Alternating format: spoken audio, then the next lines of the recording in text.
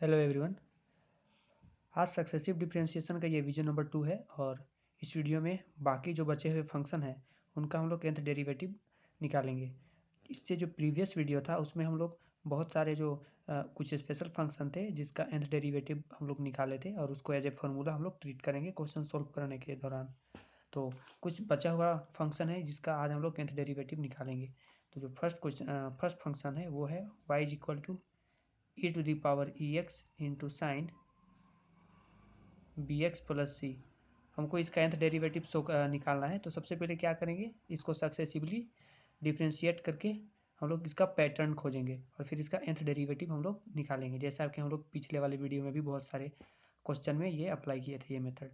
तो अगर इसका y1 निकालेंगे, यानी कि अगर एक बार डिफ्रेंशिएट करेंगे तो इसको u इंटू वी के फॉर्मूला से हम लोग को इसको डिफ्रेंशिएट करना पड़ेगा। तो सबसे पहले अगर e to the power e x को डिफ्रेंशिएट करेंगे तो ए होगा e x into sine b x plus c plus b into cos b x plus c. सबसे पहले e to the power e x को डिफ्रेंशिएट किए, फिर sine b x plus c को डिफ्रेंशिएट किए, तो चेन रूल से इसका कोफिशिएंट बाहर आ गया। अब इसमें हम लोग देख रहे हैं कि यहाँ भी ई एक्स है, यहाँ भी ई एक्स है, दोनों में से कॉमन निकालेंगे तो होगा a into sine b x plus c plus b into cos b x plus c. अब क्योंकि ये हमारा y1 आया है, अब इसको थोड़ा और छोटा करके लिखते हैं। तो इसको क्योंकि अगर छोटा करके लिखेंगे तो हम लोग को पैटर्न समझने में थोड़ा आसानी होगा। तो इसको और कॉम्पैक्ट फॉर्म में लिखने के लिए हम लोग इसमें कुछ पुटअप करते हैं। तो ए को पुट करते हैं आर कोस थीटा और बी को पुट करते हैं आर साइन थीटा। ए को आर कोस थीटा ही क्यों पुट किया और बी को आर साइन थीटा ही क्यों पुट किए, क्योंकि अगर हम लोग ए की जगह में आर कोस थीटा पुट करेंगे और बी की जगह में अगर आर साइन थीटा पुट करेंगे तो ये कौन सा फॉर्म में आ जाएगा, sign a cos B plus cos a sine b, इस फॉर्म में आएगा। और जब इस फॉर्म में आएगा तो इसका हम लोग को पता है कि इसका फॉर्मूला होता है ये साइन ए प्लस बी का फॉर्मूला होता है। तो इसी फॉर्मूला में लाने के लिए हम लोग इसको ए की जगह में आर कोस थीटा और बी की जगह में आर साइन थीटा पुटअप कर रहे हैं। अगर कोस थीटा यहाँ पे अगर आर साइन थीटा पुट कर देंगे ए को और अगर बी को आर कोस थीटा पुट कर देंगे तो भी हम लोग का आंसर आएगा, बट साइन के फॉर्म में नहीं आएगा, वो कोस के फॉर्म में आ जाएगा। थोड़ा सा ही डिफरेंस होगा और यहाँ जो प्लस प्लस होगा फाइनल आंसर में वहाँ पे माइनस हो जाता है। तो इसको इस फॉर्म में लाने के लिए साइन के फॉर्म में ही हम लोग इसको रखेंगे। अगर साइन के फॉर्म में रखेंगे तो हम लोग को पैटर्न समझने में आसानी होगा। अगर इसमें से आर का वैल्यू निकाले a is equal to r cos theta और b is equal to r sine theta तो क्या निकलेगा, अगर बोथ साइड स्क्वायरिंग करके जोड़ दे तो होगा a square plus b square is equal to r square cos square theta plus r square sine square theta. इस इक्वेशन को और इस इक्वेशन को दोनों को स्क्वायरिंग करके जोड़ दिए, तो इसका आंसर कितना हो जाएगा, r is equal to under root a square plus b square होगा, क्योंकि आर स्क्वायर कॉमन निकल के कोस स्क्वायर थीटा और साइन स्क्वायर थीटा 1 हो जाएगा, तो r is equal to under root a square plus b square होगा। साथ में ही अगर इसमें टेन थीटा निकाले तो टेन थीटा कितना होगा, sine x by cos x, तो हो जाएगा ये बी बाई ए, यानी कि थीटा जो निकला वो कितना होगा, वो होगा टेन इनवर्स बी बाई ए। अब इस फॉर्मूला को पुट करते हैं तो y1 जो था वो क्या था, e to the power a x into a की जगह में क्या पुट करना है, आर कोस थीटा और ये साइन बी एक्स प्लस सी था, प्लस बी को क्या पुट करना है, आर साइन थीटा और ये कोस बी एक्स प्लस सी है। ये दोनों में से आर को कॉमन निकाल लेते हैं तो हम लोग को क्या होगा, cos theta sine b x plus c plus sine theta cos b x plus c. तो इसको लिख सकते हैं sine b x c plus theta, ऐसा लिख सकते हैं। Sine a cos a sine b, इसका फॉर्मूला होता है साइन ए प्लस बी, तो इसी फॉर्मूला से इसको यहाँ पे पुटअप किए। तो ये हमारा y1 आ गया। अब इसी तरह से हम लोग y2 निकालते हैं। तो y2 निकालने के लिए क्या करेंगे, r तो कांस्टेंट है, r तो बाहर रहेगा, फिर इसको u इंटू वी का फॉर्मूला से इसको प्रोसीड करेंगे, डिफ्रेंशिएट करेंगे। तो सबसे पहले e to the power x को डिफ्रेंशिएट करेंगे तो क्या होगा, a into e to the power e x into sine को वही रहने देंगे, sine b x plus c plus theta plus b into e to the power a x cos b x plus c plus theta. ये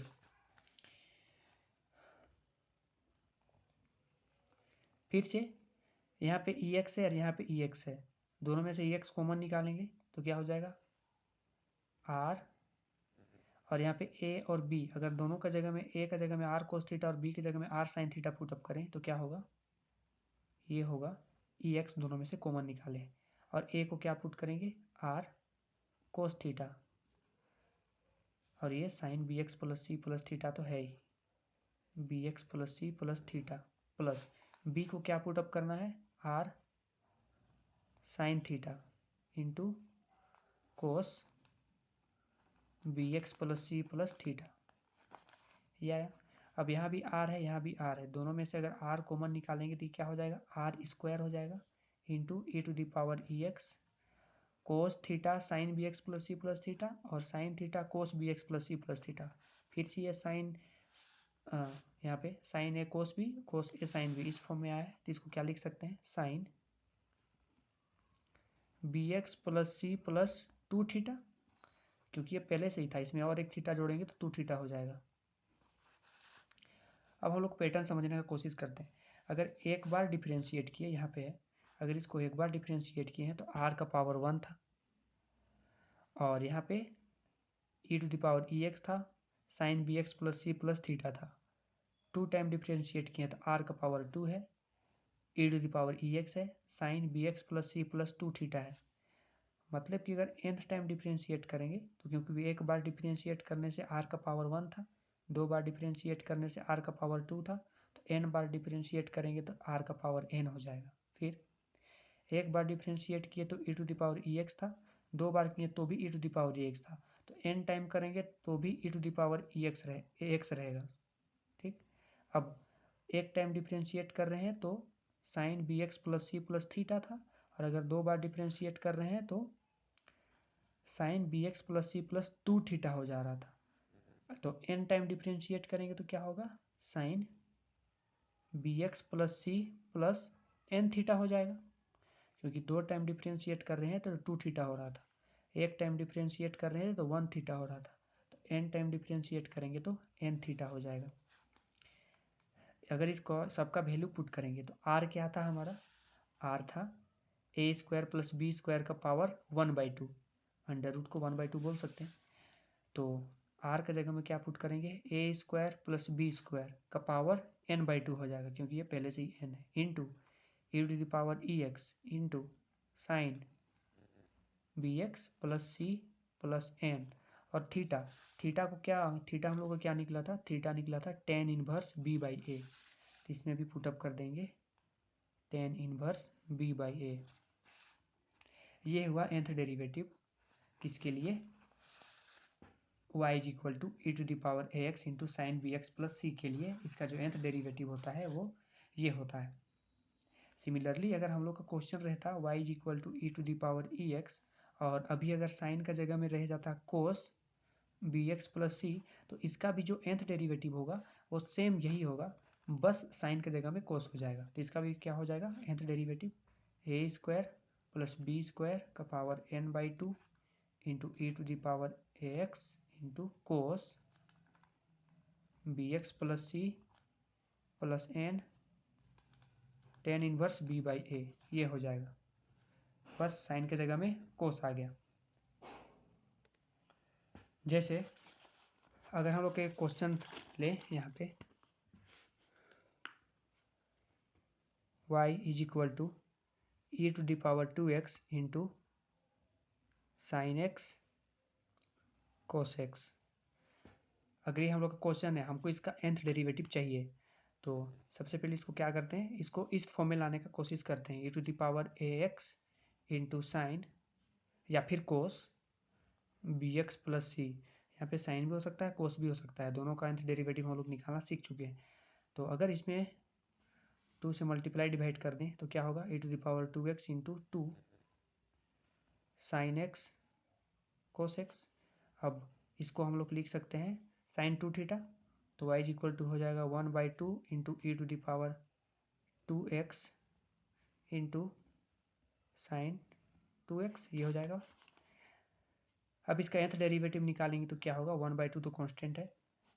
इसका formula क्या होगा, अगर हम लोग का y इक्वल टू ये फंक्शन रहता था तो इसका nth डेरिवेटिव क्या होता था, वो होता था a² प्लस b² का power n/2 into e⁻ax into sine, अगर साइन रहता था तो साइन, कोस रहता था तो कोस, bx plus c plus n tan inverse b/a, ये होता था।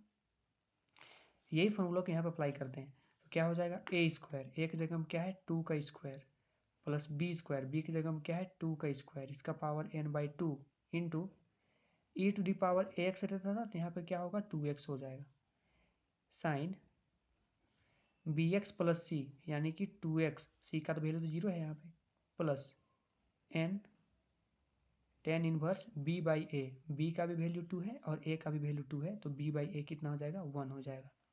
ये हमारा nth डेरिवेटिव निकला। अगर इसको फर्दर सोल्व करेंगे तो क्या होगा 1/2 इंटू 2 2 जा 4 2 2 जा 4 यानी कि 4 4 8 यानी 8n/2 into e⁻²x sine 2x plus n tan inverse 1, ये हमारा होगा आंसर इस पार्टिकुलर फंक्शन के लिए। इसका आंसर ये होगा nth डेरिवेटिव। अगला फंक्शन है हम लोग का y equal to cos bx plus c, या फिर y equal to sine bx plus c. हम लोग एक के लिए डिराइव करेंगे, दूसरा के लिए अपने आप समझ जाएंगे। तो सबसे पहले इसका डिराइव करते हैं। अगर इसमें y1 निकालेंगे तो क्या होगा, वो होगा कोस bx प्लस सी इंटू बी, ये होगा। अगर इसको साइन के फॉर्म में लिखेंगे तो क्या होगा sine bx plus c plus π/2 into b. क्यों, क्योंकि हम लोग को पता है कि sine π/2 plus theta is equal to कितना होता है कोस थीटा होता है। तो कोस bx प्लस सी को हम लोग साइन π/2 प्लस bx प्लस सी लिख सकते हैं। ऐसा साइन के फॉर्म में क्यों लिखते हैं, ताकि हम लोग को पैटर्न का पता चले, क्योंकि हम लोग y equal to sine bx plus c को लिख रहे हैं तो जितना बार भी डिफरेंशिएट होगा उसको साइन के फॉर्म में लिखने का कोशिश करेंगे। सिमिलरली अगर इसमें y2 निकालेंगे तो क्या होगा cos bx plus c plus π/2 into b² होगा, क्योंकि एक b और आएगा चेन रूल से। अगर फिर से इसको साइन के फॉर्म में कन्वर्ट करेंगे तो क्या होगा, इसको लिख सकते हैं sine bx plus c plus π/2, ये तो पहले से ही था, इसमें और एक π/2 हम लोग को ऐड करना पड़ेगा साइन π/2 प्लस थीटा के फॉर्म में लाने के लिए, तो ये होगा b²। इसको अगर फर्दर सोल्व करेंगे तो कितना हो जाएगा, ये sine bx plus c plus 2π/2 into b²। अभी 2 को कैंसिल नहीं करेंगे क्योंकि हम लोग को पैटर्न समझना है ना, इसीलिए। अगर इसको 3 बार डिफरेंशिएट करेंगे y3 निकालेंगे तो इसको फिर से डिफरेंशिएट करना पड़ेगा, तो क्या हो जाएगा cos bx plus c plus 2π/2 into b³ हो जाएगा, क्योंकि b एक और आएगा तो b³ हो जाएगा। अब इसको फिर से साइन के फॉर्म में कन्वर्ट करते हैं तो ये क्या होगा sine bx plus c plus ये जो 2π/2 था इसमें से और π/2 एक ऐड हो जाएगा, क्योंकि π/2 प्लस थीटा, अभी ये पूरा थीटा का रोल प्ले करेगा, इंटू b³। अगर इसको फिर से सोल्व करेंगे तो क्या होगा sine bx plus c plus 3π/2 into b³। अब इसी तरह से अगर इसका हम लोग nth डेरिवेटिव निकाले तो कितना निकलेगा, y1 निकाले थे तो sine bx plus c plus एक बार π/2 था। सबसे पहले b को समझते हैं, y1 था तो b का पावर 1 था, y2 था तो b का पावर 2 था। इसी तरह से yn में क्या होगा b का पावर n हो जाएगा। ठीक, ये तो समझ आया। अब देखते हैं, एक बार डिफ्रेंशिएट किए थे तो साइन bx प्लस सी एक बार π/2 था, 2 टाइम डिफ्रेंशिएट किए तो 2π/2 हो गया, 3 टाइम डिफ्रेंशिएट किए तो 3π/2 हुआ, तो n टाइम करेंगे तो कितना हो जाएगा sine bx plus c plus n pi by 2 हो जाएगा, क्योंकि 3 बार डिफ्रेंशिएट करने से 3 पाई बाई 2, 2 बार डिफ्रेंशिएट करने से 2 पाई बाई 2, 1 टाइम डिफ्रेंशिएट करने से 1 पाई बाई 2, इसी तरह nth टाइम में डिफ्रेंशिएट करने पे n पाई बाई 2 आएगा। तो अगर फंक्शन हम लोग का ये हो y is equal to sine b x plus c, हम लोग किसका डेराइव किए हैं, तो y is equal to sine b x plus c हो तो इसका फॉर्मूला क्या होगा, nth डेरिवेटिव ये होगा b x plus c plus n pi by 2 और b का पावर n बाहर निकलेगा। सिमिलरली अगर y is equal to cos b x plus c हो तो इसका भी nth डेरिवेटिव सेम होगा, बस इसका जगह में क्या b का पावर n, कोस का जगह में कोस ही रह जाएगा और b x plus c plus n pi by 2 हो जाएगा। ठीक, अगला फंक्शन है y is equal to log a x plus b. तो इसका हम लोग nth डेरिवेटिव फाइंड करना है। तो सबसे पहले अगर इसको एक बार डिफ्रेंशिएट करेंगे तो क्या होगा, 1 by a x plus b into a होगा, चेन रूल से ए आ जाएगा। अगर इसको 2 बार डिफ्रेंशिएट करेंगे तो क्या होगा, -1 इंटू ए, एक ए और आ जाएगा, into a x plus b to the power 2, ये होगा। अगर इसको और एक बार डिफ्रेंशिएट करें तो क्या होगा, -1 का square into a into a into a divided by a x plus b to the power 3, ये होगा। अगर इसको फर्दर सॉल्व करके लिखिए तो क्या होगा, -1 का पावर 2 इंटू, सॉरी यहाँ पे 2 भी तो आएगा ना, हाँ 2 आएगा, -2 आएगा, तो -2 का यहाँ पे -1 यहाँ पे ऐड कर दिया तो इसका पावर 2 हो गया, तो यहाँ पे क्या हो जाएगा, a to the power 3 into 2 divided by a x plus b to the power 3, ये हो जाएगा। अगर इसको और एक बार सक्सेसिवली डिफ्रेंशिएट करेंगे तो क्या होगा, -1 का स्क्वायर ए क्यूब 2, ये तो पहले से ही था। अब इसका हो जाएगा -3 into a divided by a x plus b to the power 4। अगर इसको अरेंज करके लिखेंगे तो क्या होगा, -1 का पावर कितना हो गया, -3 से -1 का पावर को भेज देंगे तो -3 हो जाएगा, क्योंकि -3 को लिख सकते हैं ना -1 इंटू 3, तो इसीलिए -1 को यहाँ पे जोड़ दिए, इंटू ए का पावर 3 और 1 4 हो जाएगा, into 2 into 3 divided by a x plus b का पावर 4। अब समझते हैं इसका पैटर्न को।